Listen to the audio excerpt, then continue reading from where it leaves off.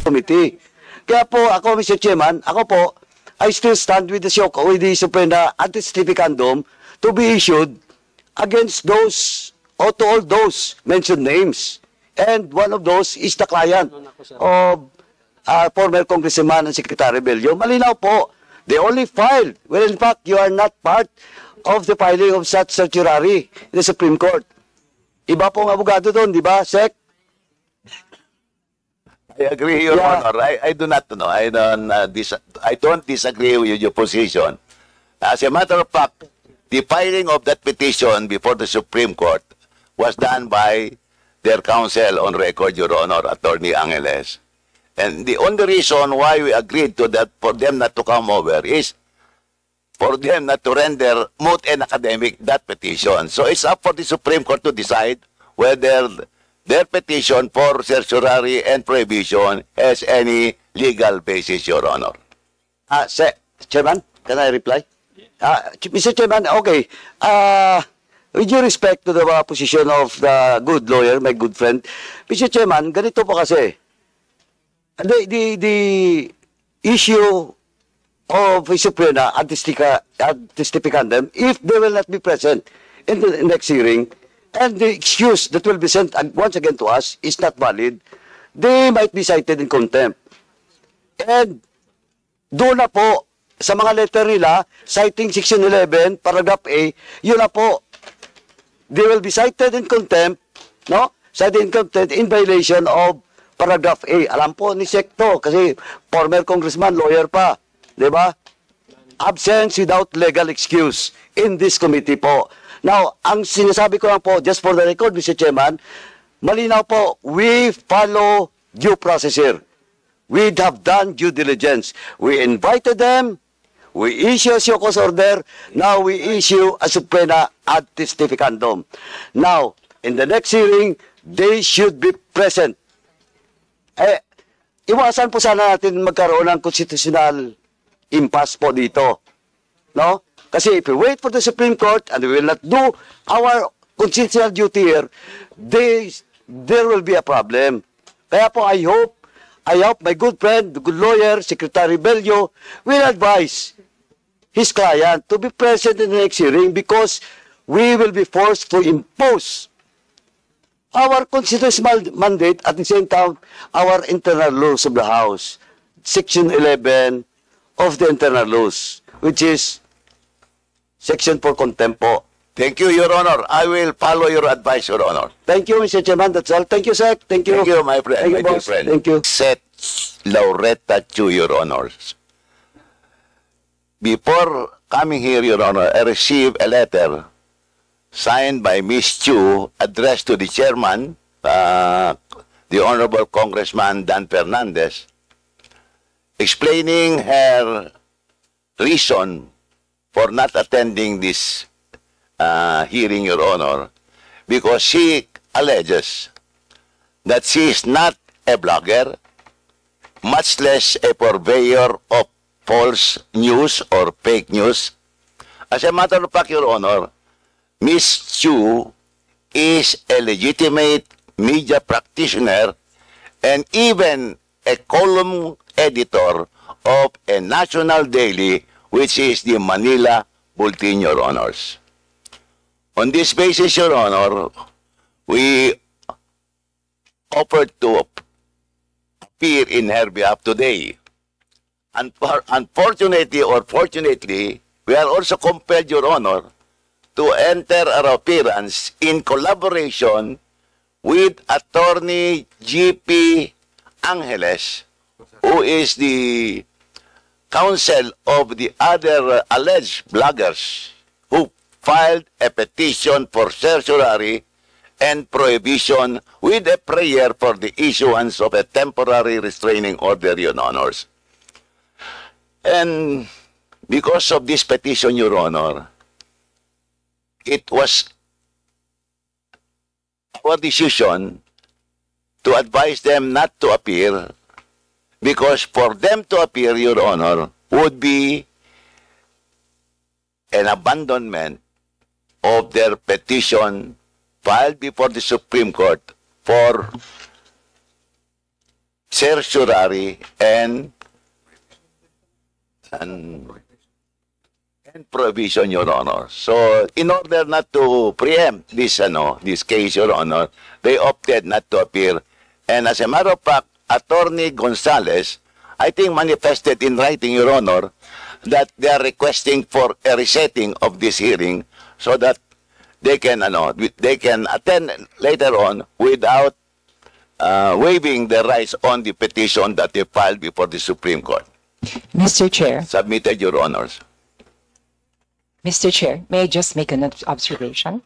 Just Is that in relation? relation Yes, exactly. to the statements of Secretary Bello? You're right, Mr. Chair. Please, you have the floor. Para sa kaalaman ng lahat, napanood ko po yung interview ni Ms. Crisette Laureta Chu sa television, kung saan nga sinasaad na sila ay nag-file ng petisyon sa Supreme Court. Ano po? Pero sa aking pakiwari po ay nakakadismaya na pinangungunahan nila kung ano mangyayari sa komite na ito. Napakasimple lang naman. Wala naman tahasang nagsasabi na sila ay purveyors or fake news. Wala naman nagsasabi na sila ay hindi lehitimong journalist. In fact, kinikilala po natin yan. Kung iniimbitan po siya ng House of Representatives ng komite na ito, ay ito ay sa kadahilanan gusto nating malaman ang kanilang punto de vista sa problema nga ho ng paglaganap ng fake news. Para sa akin, merong elemento ng paranoia. Pinangungunahan ninyo, sana naman lang binigyan nyo kami ng pagkakataon dahil meron din naman dito sa komite at ang aming tanging hangarin, at least I can only speak for myself and I also believe this is also the intention of my colleagues, is to find out ano ba ang problema na nangyayari nito. Because ang problema ho ng fake news, hindi lang naman ho nakaka-apekto sa administrasyon o sa opposition, nakaka-apekto sa mga negosyo, sa mga private individuals. Nakakalungkot po, Mr. Chair, na sa puntong ito, ang mangyayari niyan, ang magiging dahilan na yung kanilang petisyon sa Supreme Court. Kumbaga, pinagtutuos ang kanilang petisyon laban sa ating kahilingan at imbitasyon na dumalo sila sa ating pagpupulong. Yun lamang po, Mr. Chair. Thank you, Your Honor. Chairman. The Chairman Paduano, you're recognized. Thank you, Chairman. Just to reply to the manifestation made by my good friend, our former colleague, Secretary Bello, a lawyer. Alam mo naman po, hindi ako lawyer, no? But of course, with due respect to the manifestation made by Sec Bello, first and foremost po, the hearing that was conducted last February 4 in this committee, mas nauna po with invitation kaysa doon sa Supreme Court. At the same time, malinaw po na yung inquiry in aid of legislation in Congress, no, Senate and House of Representatives, sabi nga ng Supreme Court, is a different proceeding. Now, kaya sabi nga doon sa Chartered Bank versus the Senate, malinaw po. As in sabi doon, you cannot use courts to subvert the constitutional mandate of the House of Representatives and this committee. Kaya po ako, Mr. Chairman, ako po, I still stand with the Supreme Anti-Stificandum to be issued against those or to all those mentioned names. And one of those is the client of former Congressman and Secretary Bello. Malinaw po, they only filed. Well, in fact, you are not part of the filing of such certiorari in the Supreme Court. Iba pong abogado doon, di ba, Sec?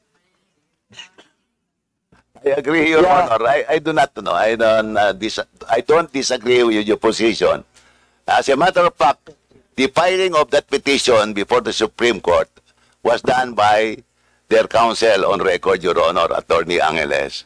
And the only reason why we agreed to that, for them not to come over, is for them not to render moot and academic that petition. So it's up for the Supreme Court to decide whether their petition for certiorari and prohibition has any legal basis, Your Honor. Chairman, can I reply? Mr. Chairman, okay. With due respect to the position of the good lawyer, my good friend, Mr. Chairman, ganito po kasi. The issue of Suprema Anti-Stificandum, if they will not be present in the next hearing, and the excuse that will be sent once again to us is not valid, they might be cited in contempt. And doon na po, sa mga letter nila, citing Section 11, Paragraph A, yun na po. They will be cited in contempt, no? Cited in contempt in violation of Paragraph A. Alam po ni Sekto, kasi former congressman, lawyer pa. Di ba? Absence without legal excuse in this committee po. Now, ang sinasabi ko lang po, just for the record, Mr. Chairman, malinaw po, we follow due process here. We have done due diligence. We invited them, we issue a show cause order, now we issue a subpoena ad testificandum. Now, in the next hearing, they should be present. Iwasan po sana natin magkaroon ng constitutional impasse po dito. No? Kasi if we wait for the Supreme Court and we will not do our constitutional duty here, there will be a problem. Kaya po I hope my good friend, the good lawyer, Secretary Bello, will advise his client to be present in the next hearing because we will be forced to impose our constitutional mandate at the same time our internal laws of the House, Section 11 of the internal laws, which is Section for contempt po. Thank you, Your Honor. I will follow your advice, Your Honor. Thank you, Mr. Chairman. That's all. Thank you, sir. Thank you. Thank you, my friend, Thank you, my dear boss. friend. Thank you. Mr. I'd like to follow up the question of line of questioning ni, if I may be allowed by the chairs. But you know, I can ask one question lang po kay Secretary. Sige. Sir, yes, Sir Kong, would you know what particular, di ba file po sila ng petition for search warrant before the Supreme Court. Would you know, sir, kung what specific areas where they question the proceeding of this committee, why they do not want to attend? Are they questioning the legality of this proceeding? Are they questioning the mandate of this committee? Because I believe, I just want to know exactly the reason why they are using that argument in order to continue skipping the committee hearings and not honoring the invitation of this TRICOM. Thank you, Your Honor. As I stated earlier, that petition for certiorari and prohibition was filed by Attorney G.P. Angeles, ano? G.P. Angeles, Your Honor. And we had nothing to do with that. Yes. It just so happened that our client, Ms. Christian Chu, also joined the petition. So, as whether the petition has any legal basis or not, Your Honor, I'm not yet prepared to make any conclusion. Okay, so thank you very much. Kasi I had this impression, Mr. Chair, that essentially the petition for certiorari is, though they have certain arguments perhaps that they have presented before the Supreme Court, but essentially my take on that is they are questioning the legality of this proceeding, Mr. Chair. So that would be basically that would be the bedrock of the argument that they want to pursue before the Supreme Court. Thank you, Mr. Chair. Thank you, Your Honor. Secretary, hindi po ba nag-file po sila ng petition sa Korte Suprema? Di po ba? Yes, Your Honor. Unfortunately, hindi pa nag-a-act yung Korte Suprema. Wala po silang action. That's true, Your Honor. That is true. And therefore, but the only reason why they are not appearing now is not to render that petition moot and academic. I would understand that, Secretary, but that would not stop this committee from performing its constitutional mandate. Would you agree with that also? I agree, Your Honor. And therefore, the committees can issue the processes provided under our rules. Tama rin po siguro. Yes, Your Honor. So, I would understand na hindi siya appear dito dahil magiging moot and academic yung kanyang yung kanyang petition sa Korte Suprema. Thank you, Mr. Secretary. And Mr. Chair, may I also add, Mr. Chair, anyway, the purpose of this inquiry is to formulate an enabling law in aid of legislation. So we are not actually running after anybody. We're actually soliciting all their input so that we can come up with a law that would really address yung proliferation of malinformation, misinformation in the online community. Yun lang naman talagang pinaka-purpose dito, Mr. Chair, Your Honors. Chairman, may mga admin. Yes, the Honorable Paduano for the other administrative matters. May naiwan pala, Mr. Chairman, for those all unserved show cause order coming from this committee last February for hearing. Mr. Chairman, may I respectfully move that those unserved show cause order be issued again and coordinate with the SAASID, coordinate with the Philippine National Police to properly serve such show cause orders. So move, Mr. Chairman. Any second? There's a motion to reissue show cause orders to those people who have not been properly served with such. Hearing no objection, the motion is carried. COMSEC, please take note of that. The Honorable Barbers is now recognized. Mr. Chair, Thank additional admin matters with the indulgence of Chairman Barbers. Mr. With the Chair. indulgence of the Honorable Barbers, please proceed. Thank you, Chairman Barbers. Thank you, Chair Akop. Mr. Chair, we also have two more matters, I think, that were left by Congressman Paduano in relation to admin matters. This is in relation to the platforms. May we know, Mr. Chair, from the COMSEC for clarification, we have received a letter from White and Case on behalf of Meta, but our invitation was for Facebook Philippines, tama po ba? And in fact, the letter was addressed to Mr. Henrickson David. So hindi naman po Meta talaga. Just for the information of the body, the committee is in receipt of a letter from counsel from the U.S. stating that Meta cannot be invited. Facebook Philippines is not authorized to receive the invitation. However, I think this is like the case of Google. Although Google and Alphabet is international, Google Philippines chose to appear. So I think, Mr. Chair, this would not stand po as a reason for Facebook Philippines not to attend. So given that they have failed to substantiate the reason for their absence, may I move, Mr. Chair, that a show cause order be issued for Facebook Philippines? Second. Could you please enumerate the shall we say platforms that would be issued a show cause order? Altogether na lang po, Yes. Mr. Chair, Omnibus. On the second matter, Mr. Chair, this is in relation to ByteDance, the owner of TikTok. They've sent a letter to the committee stating that they could not appear due to an engagement in Singapore. Unfortunately, the engagement was not substantiated, and based on precedents in this committee, we generally would require proof of the reason of their absence. So likewise, in the same manner, then I would like to amend my motion, Mr. Chair. I'd like to move that the show cause order be issued to ByteDance Philippines, or the invitee here po, no, sa email to, and to Facebook Philippines, Mr. Chair. Second. Any objection to the motion?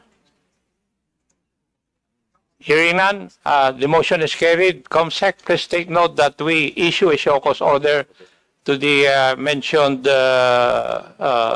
platform.